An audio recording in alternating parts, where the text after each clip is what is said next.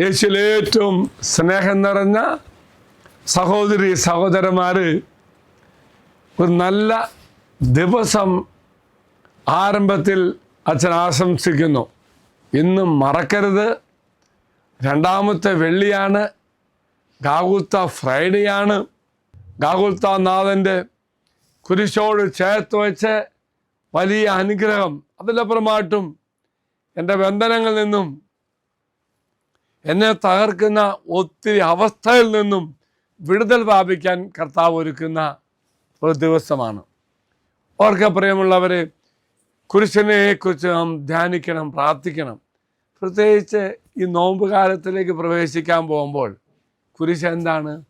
ക്രിസ്തുവിൻ്റെ കുരിശിനെ ആത്മീയ സംരക്ഷണത്തിൻ്റെ ഏറ്റവും വലിയ പ്രതീകവും ഉറവിടമാണ്. മറക്കരുത്, യേശുവിൻ്റെ കുരിശെന്ന് പറയുന്നത് ആത്മീയ സംരക്ഷണം നൽകുന്ന ഏറ്റവും വലിയ ഉറവിടമാണ്. രണ്ടാമത്, നമ്മിലെ പാപവും തിന്മയും അതുപോലെ തന്നെ മറ്റു പൈശാചിക ശക്തികളെ തകർക്കുവാൻ കുരിശ് നമ്മെ സഹായിക്കും. അതുപോലെ വിജയം നേടുവാനും നമ്മെ സഹായിക്കും. പലപ്പോഴും കുരിശ് പരിചയമായി പ്രവർത്തിക്കുന്നു.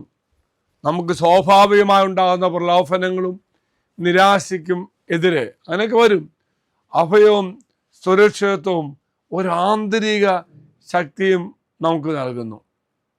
ഓർക്ക പ്രിയമുള്ളവരെ, ആത്മീയവും ദൃശ്യവും അദൃശ്യപരമായ ശത്രുക്കൾ ഒത്തിരി നമുക്കില്ലേ? നമുക്ക് അനുഭവിക്കാൻ നമ്മൾ അനുഭവിക്കാറില്ല. എന്നാൽ അതിനെല്ലാം കുരിശിൻ്റെ ശക്തിയാൽ നമുക്ക് തോൽപ്പിക്കാൻ സാധിക്കും, തകർക്കാൻ സാധിക്കും.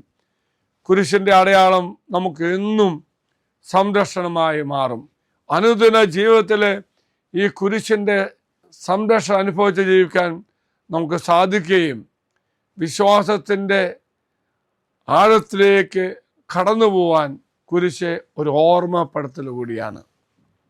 യേശുവിൻ്റെ കുരിശ് ഒരു ആത്മീയമായ പരിചയം നമുക്ക് നൽകുന്നു, സംരക്ഷണം തരുന്നു.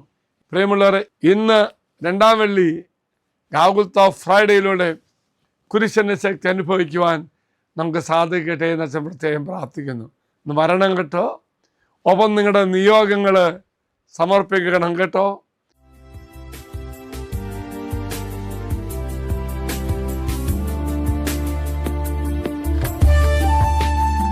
ഇത് നിങ്ങൾ സമർപ്പിച്ച നിങ്ങളുടെ എല്ലാ നിയോഗങ്ങളും അൾത്താരയിലേക്ക് അച്ഛൻ സമർപ്പിക്കുന്നു. കുരിശ് നിനക്ക് സംരക്ഷണമായി മാറട്ടെ, കുരിശ് നിനക്ക് ശക്തിയായി മാറട്ടെ. അച്ഛൻ ഈശ്വര ആശീർവാദം തരാം. നമ്മുടെ കർത്താവായ ശമിശിഹായുടെ കൃപയും പിതാവായ ദൈവത്തിൻ്റെ സ്നേഹവും പരിശുദ്ധാത്മാവിൻ്റെ സഹവാസവും കൂടെ ഉണ്ടായിരിക്കട്ടെ, ഇപ്പോഴും എപ്പോഴും എന്നേക്കും. ആമേൻ. ഒരു നല്ല ദിവസം ആശംസിക്കുന്നു. എല്ലാവരും കർത്താവ് അനുഗ്രഹിക്കട്ടെ.